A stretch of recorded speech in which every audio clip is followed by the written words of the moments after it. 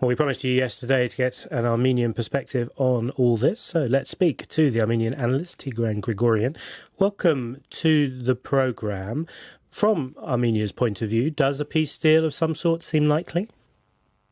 Hi, thank you for having me. Actually, what we are witnessing now is hard to call a peace process. It's more of an instrumentalization of the power vacuum created by the war in Ukraine by Azerbaijan.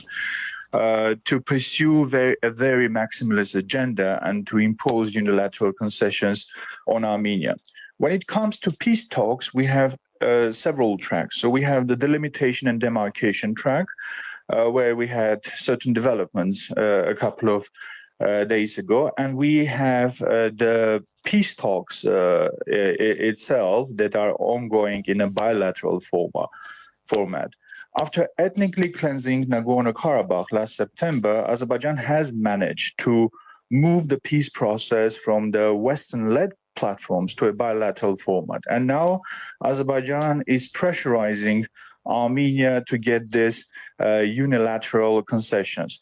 One of the other things that should be understood is that signing the peace deal will not mean peace in the region, because the other goal of Azerbaijan is to actually exclude all the outstanding issues from the peace deal agenda. So basically we could have a document that will be a framework document about certain principles, but there will still be a lot of issues unresolved, like the issue of the occupied territories of Armenia in the southern part of the country.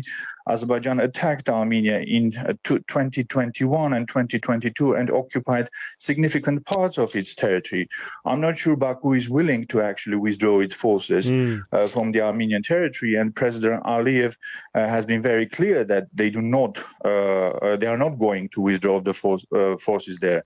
There's also the issue of this. Please carry on.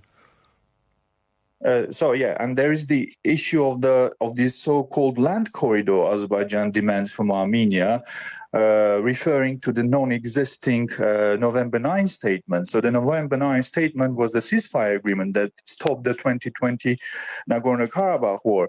But as things stands now, there is no Armenian population in Nagorno-Karabakh. There is nothing that was envisaged by that ceasefire statement that exists, but now Azerbaijan keeps referring to the only clause they are interested in, demanding from Armenia an extraterritorial corridor with Russian presence, with the presence of Russian FSB forces. So there are still a lot of questions, there are still a lot of issues, and I do not share the optimism of certain international actors and commentators on the peace process. So listening to you, if something is signed, it would be almost an imposition by Azerbaijan. Does Armenia not have a way of pushing back? Is it in effect that Armenia lost the war and is now negotiating almost a deal that recognises that fact? Yeah, absolutely. That's correct. After the war of 2020, Armenia is in a very weak position. So there is a significant military imbalance between the countries. And there is also this power vacuum I was talking about, created by the war in Ukraine. So that creates a space for Azerbaijan, a window of opportunity to pursue these very militaristic, aggressive policies vis-à-vis Armenia. And under these circumstances, to talk about any positive developments, to talk about any prospects for peace in the region is a bit is not correct. So, are there likely to be strong reactions among Armenians? Should Prime Minister Nikol Pashinyan feel worried if he signs the sort of deal you're outlining? Well, it depends on the nature of the peace deal. As I've been saying, the peace deal itself might not resolve all the outstanding issues. So Azerbaijan will use the peace deal to legitimize the new post-ethnic status quo in the region and will keep pursuing this maximalist agenda when it comes to the borders, when it comes to this so-called land corridor.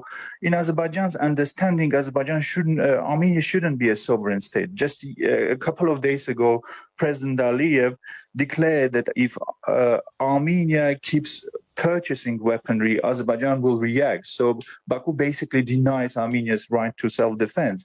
So it's an ongoing process. The peace deal shouldn't be the only concern of the international community. It's more important what happens after the signing of the peace deal, because there will still be a lot of outstanding issues. Tigran Grigoryan, thank you very much indeed, Armenian analyst.